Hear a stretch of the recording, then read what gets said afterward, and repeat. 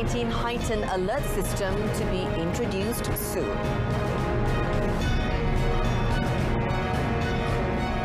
Paddy empowers small entrepreneurs, improves status of rural communities.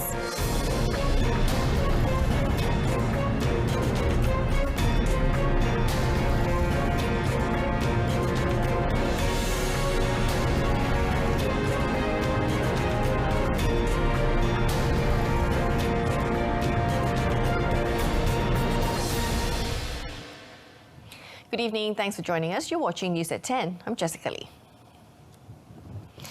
A heightened alert system will be introduced by the Ministry of Health (MOH) as preparation in case the COVID-19 cases go way above the threshold value.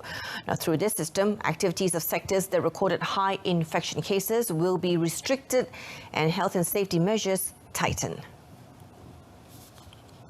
Kalau ada heightened alert system ini, kita rasa sudah bersedia.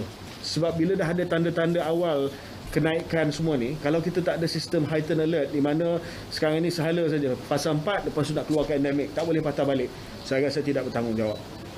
Kalau ada tanda-tanda yang mana kita akan umumkan, ada 1, 2, 3 nilai ambang, kalau dia dah lepas nilai ambang tersebut, maka negeri ataupun daerah tersebut mesti dimasukkan dalam heightened alert system. Not a lockdown, tetapi akan ada sekatan kepada beberapa sektor. Details on the high-risk alert system will be announced in the next 1 or 2 weeks. The Johor State Government expects about 1,440 travellers will be using the Land Vaccinated Travel Lane, or the VTL, via the Johor Causeway and the second link in the first week of its implementation. Now, based on discussions between the governments of Malaysia and Singapore, the number of people using the lane is expected to rise to 2,500 in the second week and 5,000 the following week. Johor Menteri Besar Dato' Rasmi Mohamad said Johor was ready with all the standard operating procedures and had developed a system that could help the federal government in the land VTL implementation.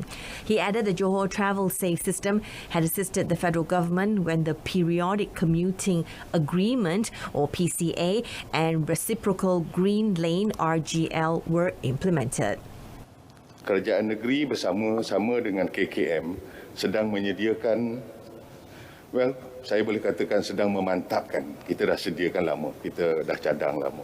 Memantapkan SOP berkenaan BTL Land. Terutama sekali melibatkan prosedur operasi saringan kepada pengembara yang ingin keluar dan masuk sempadan.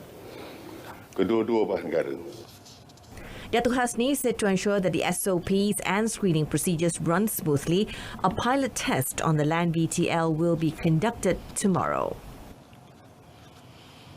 Meanwhile, AirAsia will resume its flights between Kuala Lumpur International Airport 2, KLIA 2, and Changi International Airport on the first day of the VTL's implementation. For a start, 7 flights a week will be offered by the low-cost carrier. AirAsia Malaysia Chief Executive Officer Riyad Asman, in confirming this, said they will add more flights from time to time, including from other destinations in Malaysia. He said AirAsia appreciate the opening of the VTL and are ready to welcome passengers, while at the same time adhering to the strict travel protocols in place for the safety of everyone. 873 existing Keluarga Malaysia Digital Economy Centres, or PEDI, will be upgraded to one-stop centres for rural digital economic activities. As an effort to bridge the digital gap, PEDI is expected to benefit 15.4 million people, especially those in the B40 group and in rural areas. According to Prime Minister Datuk Seri Ismail Sabri Yaakob, 37 new PEDI will be opened in the first quarter of 2022 and another 173 by the end of next year, bringing the total to 1,083 PEDI to be operational nationwide. PEDI bermatlamat meningkatkan tahap sosioekonomi komuniti setempat dan memberi pendedahan kepada kemahiran digital agar semua penduduk tanpa mengira kedudukan sosial maupun geografi berupaya menyertai dan mengambil peluang di dalam ekonomi digital. The Prime Minister said this at the launch of Paddy at Kampung Durian Tawa in Bera, Pahang.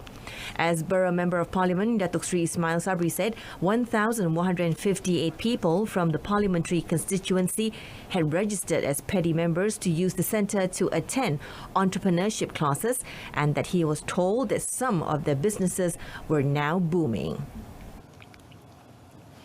Meanwhile, Communications and Multimedia Minister Tan Sri Anwar Musa said at least one Paddy will be set up in every state constituency in the country. Now, this is in line with the target of getting 800,000 small entrepreneurs to benefit from Paddy by 2025. Tan Sri Anwar said the Malaysia Digital Economy Corporation, or MDEC, with the cooperation of the Malaysian Communications and Multimedia Commission (MCMC) and other relevant agencies, will ensure smooth running of the initiative, besides providing the necessary aid and methods that could be used by micro, small and medium enterprises to promote their products.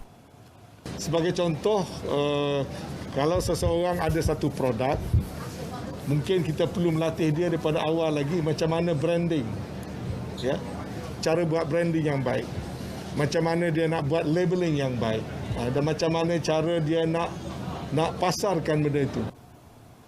The minister said a special allocation of up to 50,000 ringgit a year will be given to each Paddy through the MCMC for the purpose of organising necessary programs. The outcome of the Malacca state election yesterday sends a clear message that the people want a stable government and political situation. Now, Sarawak Chief Minister Tan Sri Abang Johari Tun Openg said the results also showed that the people rejected the party-hopping political culture. There are two messages very clear. Malacca. Number one, stable government. The people want a very stable government. So that is number one. Number two, frogging culture. People don't like frogging culture. Katakan, budaya kata. That is why you notice one party kosong. Supposed to be a very strong party. Nak datang ke Sarawak juga. So let me learn from that lesson lah. The Sarawak Chief Minister, who is also Parti Pesaka Bumiputera Bersatu PBB president, was met at a groundbreaking ceremony for a Sarawak River Bridge project in Sejingkat, Kuching. The Election Commission will convene a special meeting on the 24th of November regarding the 12th Sarawak state election.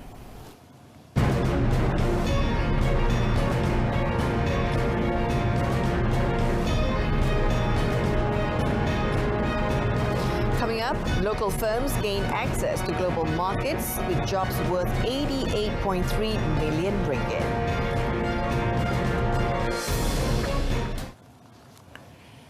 Grassroots or community sports and cultural arts need to be promoted and empowered to ensure that they will not become obsolete and forgotten, but rather to become a tourist attraction that can boost the people's income. Prime Minister Datuk Sri Ismail Sabri Yaakob said grassroots sports are part of Malaysian identity and should not be forgotten, especially by the younger generation who had become more engrossed in video games.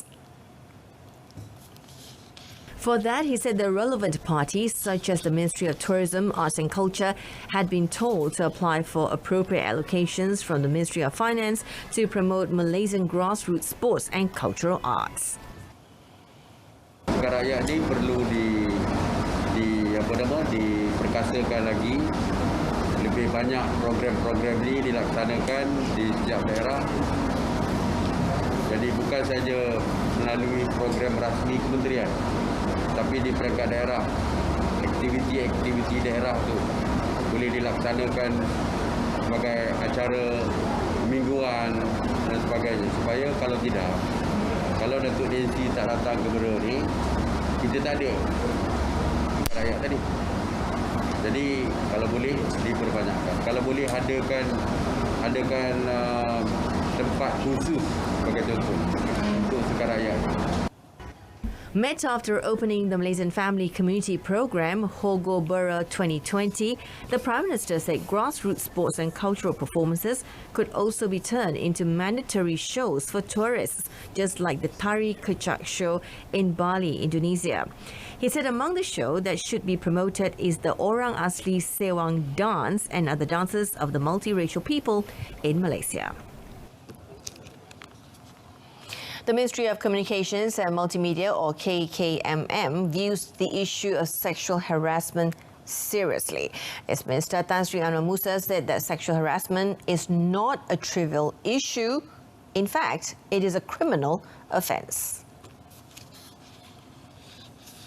In a statement on his Facebook account today, Tan Sri Anwar said this issue will not be resolved by treating any party involved lightly. Instead, it requires full efforts from the media and the authorities as well as those involved. On claims of sexual harassment in the country's creative industry, Tan Sri Anwar said he had alerted the police on the matter for further action. He is confident that the authorities will take the necessary action according to the rules of law. Now, Johor had recorded a total investments of 6.56 billion ringgit in the first 6 months of 2021, approved in manufacturing, services and key sectors. Now, according to a report by the Malaysian Investment Development Authority, or MIDA, the value of investments is expected to provide some 7,860 job opportunities. Investment, Entrepreneur Development, Cooperatives and Human Resource Committee Chairman Dato' Muhammad Izhar Ahmad said the Johor government has and will implement various initiatives to maintain existing investments and also assist affected investors to ensure that Johor continues to be known as an attractive investment destination and an investor-friendly state. Bagi sektor perkilangan atau pembuatan, nilai pelaburan keseluruhan yang diterima adalah berjumlah RM3.77 bilion. Nilai pelaburan asing FDI bagi sektor perkilangan yang berjaya diperoleh adalah sebanyak RM1.37 bilion.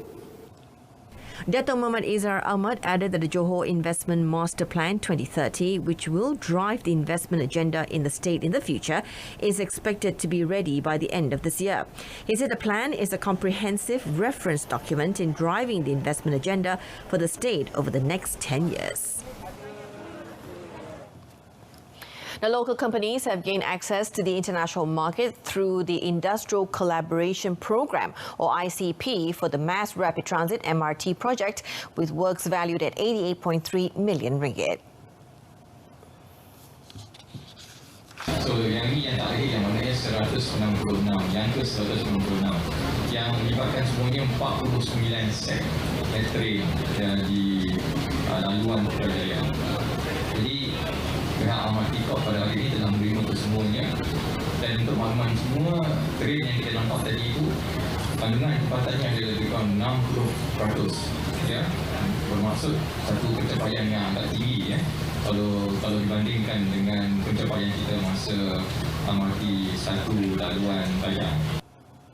Meanwhile, MRT Corporation Chief Financial Officer Sharul Fadli Omar said the ICP program for the MRT project has also provided job opportunities to more than 4,200 individuals and benefited over 300 local firms to date.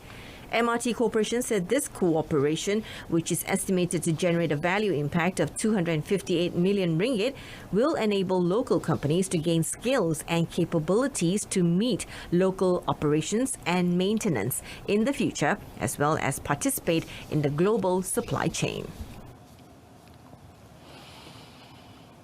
Perbadanan Usahawan Nasional Berhad, or PUNB, has allocated 100 million ringgit for a new initiative called Sustainable Accelerated Scheme, or Success, for its existing 200 entrepreneur partners. Chief Executive Officer Izwan Zainuddin said the allocation for this new initiative will be financed with the internal funds of PUNB. The Success Initiative is specifically offered to existing PUNB entrepreneur partners to ensure their business continuity and sustainability in facing the challenges during the pandemic era, as well as the nation's economic recovery phase.